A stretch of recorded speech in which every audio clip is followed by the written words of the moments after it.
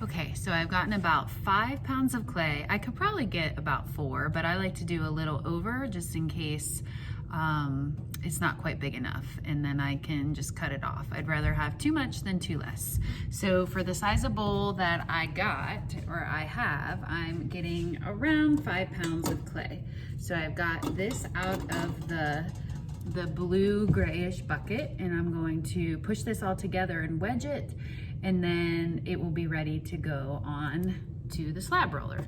So for wedging, I'm just gonna push this clay, rock it in front of me, getting all those air bubbles out. So it's creating a spiral-like motion.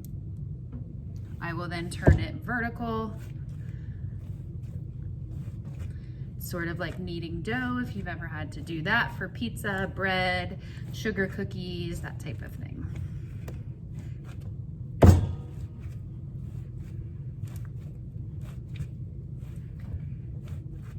All right, so once I have it pretty well wedged together, this again is about 5 pounds of clay, kind of about the size of my head, a little bit smaller. I'm going to then flatten this out, 2 sides, so.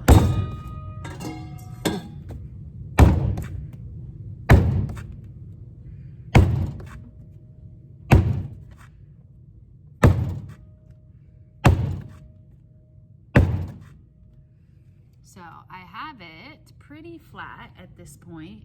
It's about probably 2 fingers thick across, and we're ready to go over to the slab roller. So we want this to become one big round piece, not a very long thin piece. So I'll show you how to actually work that. So we're gonna go over to the slab roller, and we're gonna set up our slab roller.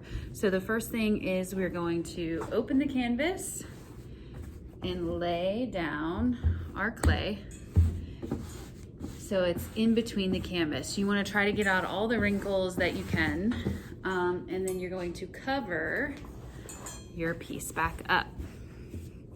Once you cover it, again, spread the canvas over it gently, and you are going to turn the dials of both sides at the same time so they are at a 1/2 inch. So I'm going to turn them to the right so they go up, which will lower or make the space in between smaller.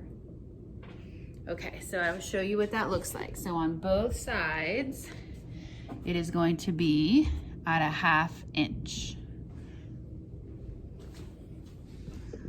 Now this is going to, because my clay is over here, I turn the wheel toward where the clay is.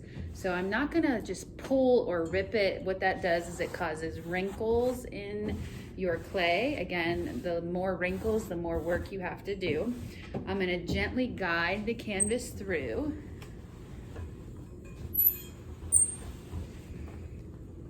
And as I'm guiding it through,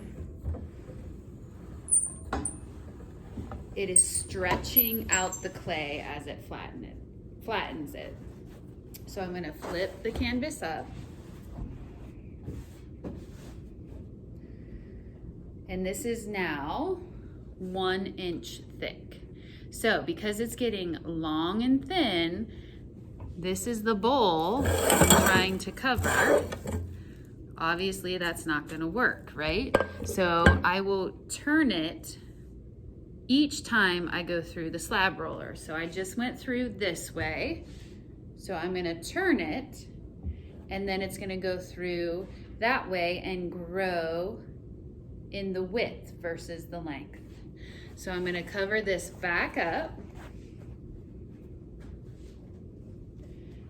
tidy up the wrinkles.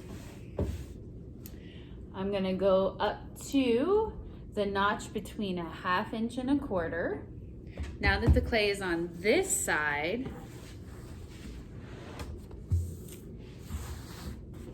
I'm going to turn the wheel that way because it's toward that side and that's where the clay is.